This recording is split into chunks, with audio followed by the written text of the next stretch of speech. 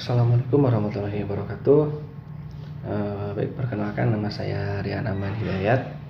Nah, di sini mungkin saya akan sedikit bercerita mengenai gaya baru dalam kriminalitas pada masa pandemi COVID-19 ini.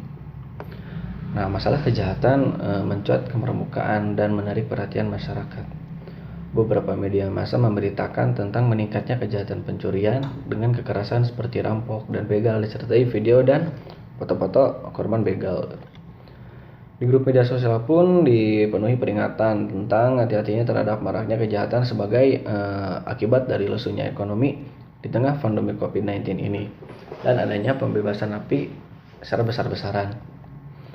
Dikutip dari berita lampos.co ya, Kamis 2 April tahun 2020, kantor wilayah Kementerian Hukum dan HAM Lampung membebaskan sekitar 2.416 narapidana, baik umum maupun anak.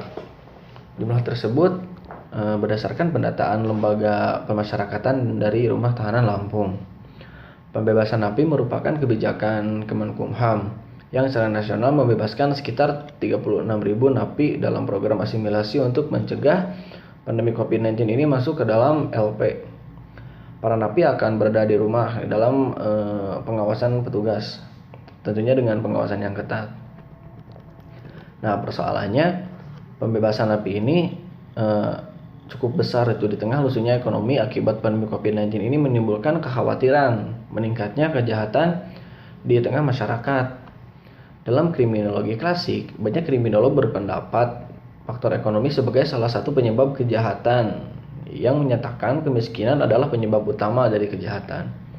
Walaupun dalam kajian berikutnya muncul faktor biologis yang ada pada diri pelaku dan faktor lain yang banyak, faktor ekonomi tetap menjadi unsur dominan dalam suatu tindakan kejahatan.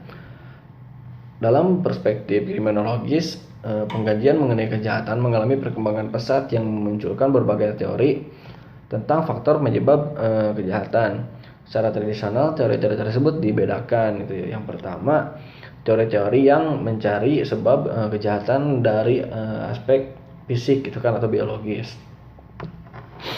Nah, kemudian yang kedua, teori-teori yang mencari sebab kejahatan dari faktor psikologis atau psikitaris. Yang ketiga, teori-teori yang mencari sebab kejahatan dari faktor sosiokultural atau lingkungan sekitar. Dengan demikian, untuk dapat memahami dan menjelaskan kejahatan yang ada, perlu dipelajari bagaimana aspek-aspek budaya dari membawa senjata tajam berpengaruh terhadap timbulnya kejahatan kekerasan itu. Nah, begitu pula berbagai aspek budaya tertentu lainnya yang pada masa lampau dianggap sebagai sesuatu yang baik gitu. Dengan perubahan sosial mungkin justru mempunyai pengaruh besar dalam timbulnya kejahatan dan bentuk-bentuk penyimpangan sosial lainnya. Oleh karena itu, upaya penanggulangan kejahatan adalah dengan mengatasi faktor-faktor penyebab kejahatan tersebut, yang dalam hukum pidana dikenal dengan politik kriminal, dalam bentuk membuat peraturan atau legislasi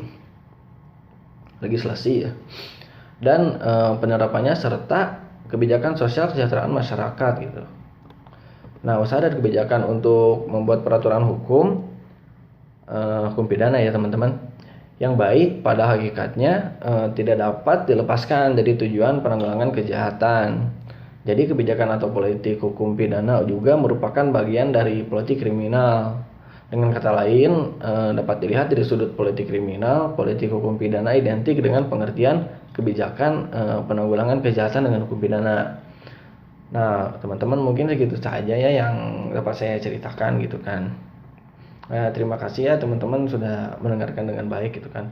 Assalamualaikum warahmatullahi wabarakatuh.